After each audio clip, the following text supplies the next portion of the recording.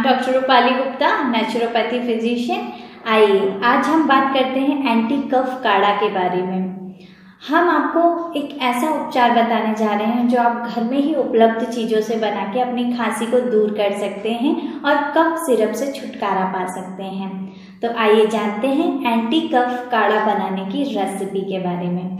आपको चाहिए अनार के छिलके, जी हाँ, जो कि वेस्ट मटेरियल है, आज हम उसे यूज़ करके आपकी खांसी को प्रिवेंट करेंगे।